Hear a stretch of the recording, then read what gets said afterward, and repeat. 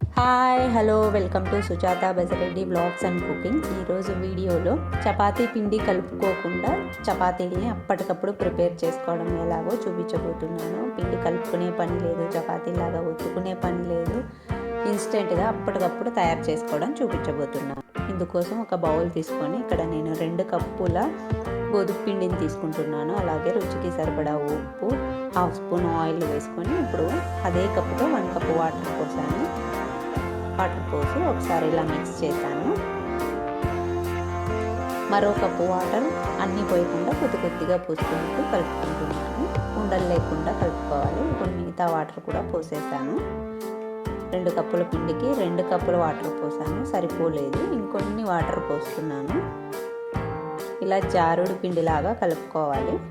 వీడియోలో చూపిస్తున్నట్టు 2 కప్పులు ఇంకొన్ని వాటర్ పడ్డాయి. ఇప్పుడు స్టవ్ పైన పెనం పెట్టుకొని పెనం వేడైన తర్వాత ఈ పిండిని పోసుకోవాలి. దోశలాగా పోయాలి. నేను ఇక్కడ 2 గరిటెలు పోసాను. పోసి ఇలా దోశలాగా ఇలా స్ప్రెడ్ చేయాలి. నేను ఇప్పుడు పెద్దది వేసాను. ఇలా కాస్త డ్రై అయిన తర్వాత మరోవైపు తిప్పుకొని ఇటువైపు కూడా కాల్చుకోవాలి. మంటను మీడియం ఫ్లేమ్ మీద ఉంచున్నాను. ఇలా ఒక కాటన్ క్లాత్ తీసుకొని ఇలా ఒత్తుతూ ఉండాలి. ఇలా ఒత్తడం వల్ల చపాతీ అనేది బాగా పొంగుతుంది. ఇలా ఒత్తలేదంటే పొంగదు.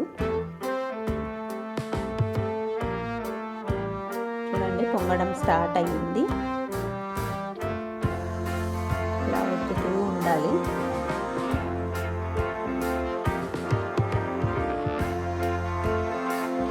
మరొక వైపు తిప్పుకుంటూ కాల్చుకోవాలి.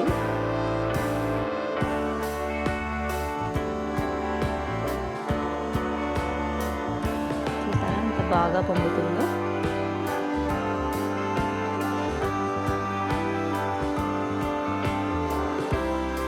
ఇప్పుడు 2 వైపులా ఆయిల్ అప్లై చేసుకోవాలి.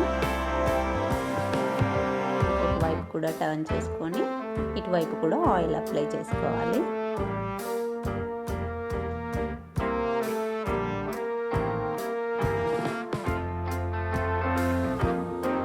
ఇలా ఒత్తుతూ ఉంటే బాగా పొంగుతుంది. చూసారా ఎంత బాగా పొంగిందో.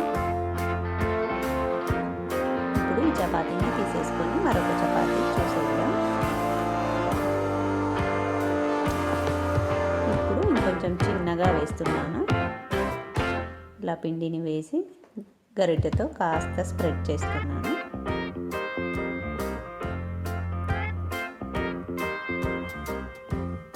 ఇప్పుడు ఇంకొక వైపుకి టర్న్ చేసుకుంటున్నాను. ఇలా ప్రెస్ చేస్తూ ఉండాలి. ప్రెస్ చేస్తూ 2 వైపులా తిప్పుకుంటూ కాటన్ క్లాత్ ప్రెస్ చేసుకుంటూ కాల్చుకోవాలి. ఇలా ఆయిల్ అప్లై చేసుకోవాలి.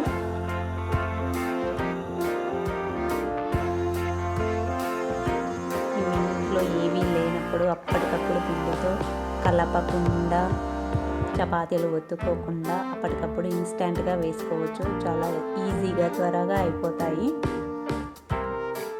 ఇలా 2 వైపులా తిప్పుతూ కాల్చుకోవాలి.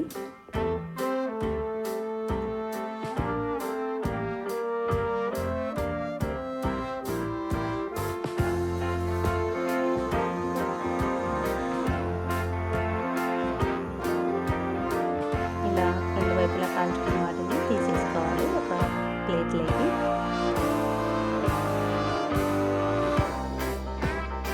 హాట్గా సర్వ్ చేసుకుంటే చాలా టేస్టీగా ఉంటాయి. చాలా మెత్తగా కూడా ఉంటాయి.